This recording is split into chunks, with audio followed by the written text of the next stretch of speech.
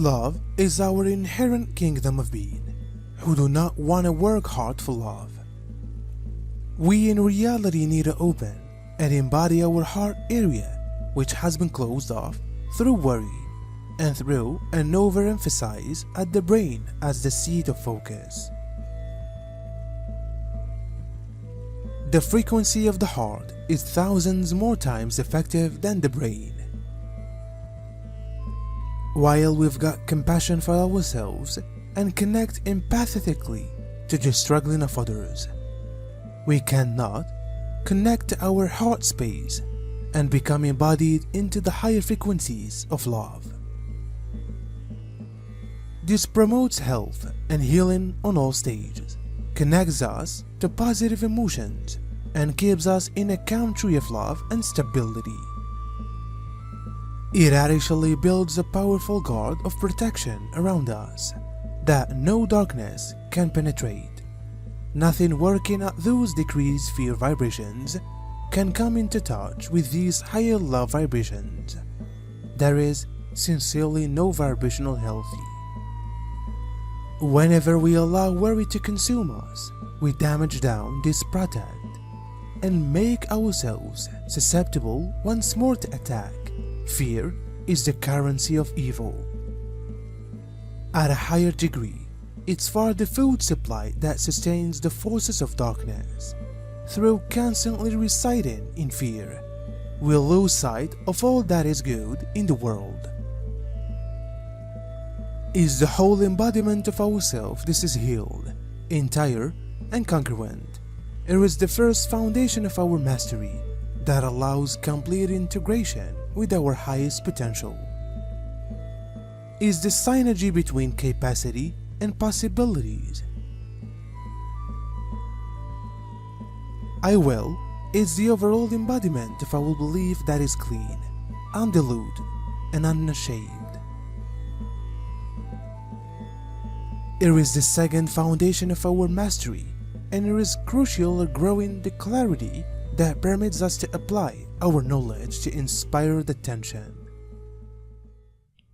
I'm able to is the whole embodiment of our movement that is intentional and functional.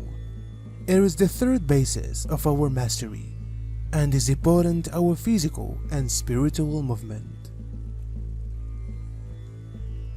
Without will, we are stuck by way of fear and restricted through inaction. Our will allows us to move energy and expand our fact into higher active frequencies and vibrations. She knows this better than any woman who's no longer but unfolded to her complete powers and strengths. The awoke one is aware of that the masculine performs an essential role in her life adventure and has the ability to open her up in ways that she can't do alone. In a sense, she wishes the masculine from a serenely profound region in her soul. However, this want can be put on hold for years and years, many years, even if she is not being met with the kind of masculine presence and devotion that she wishes in order to serve her sacred female position. With the masculine meets the aware feminine vibration, it immediately realizes what is want. The masculine energy is stirred deeply and feels a pull on the soul strings of his misplaced, dry, and forgotten heart.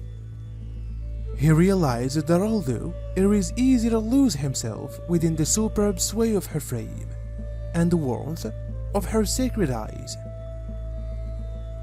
her spiritual power will motive his own to awaken to itself. He will become fast conscious that it will not be enough to get what he needs and depart. He will recognize that even if he enters right into relationship with her, that her consider in him will no longer deepen unless he begins seriously showing up in his personal life and begins to rise like a phoenix toward his complete motive. The new kind of revolution is a spiritual one. It is an evolution in consciousness. That is why it is essential to live grounded in hope and optimism and not provide into continual doom and gloom or worst-case situations. If we grow to be preoccupied with terrible effects and accept them as fate, then they are much more like to end up our fate. We emerge as growing a self-fulfilling prophecy, where we convey into manifestation the thing that we are fearing. We are more powerful than we dare to assume possible. We each have immense powers of fact advent. Through the sheer power of idea alone, we are able to bend fact both in or out of our favor. We are the architect of our future. The future is in writing. Nothing is about in stone. The alternatives we make now will ripple through eternity, so it is great to align our mind and moves with those that mirror the world we need to live in. This does not imply we spiritually pass. Darkness can't be erased through denial. It is his selection whether or not he is brave sufficient to take the task of loving, and status subsequent to a female who has claimed her place as a sacred female warrior and holy chalice of love. It is definitely his choice in lots of methods, because although she will be the only to determine whether or not she wishes to peer him once more, or let him into her world, she is usually doing that based on the quality of fact, guarantee, purposefulness, and willingness that she receives from him. When his higher self brings him to a whole woman, he should sit and contemplate, with the purpose to understand that he has chosen this meeting because a significant part of him is ready to ascend into being a whole man. This is a massive deal because he most likely has no longer had any role models of this evolved male power in his existence. He doesn't have to be perfect. He only has to nurture that spark within his precious masculine heart that desires to be the exceptional man he can be. His simplest must be inclined and humble sufficient to analyze from the female, pay attention to her responses to his actions, and understand that she is the divine oracle for him, displaying him where he needs to pull himself up. I want to bath in the sweet, sacred radiance of your everlasting light for the rest of my days, and recall each day what a present you are to my soul.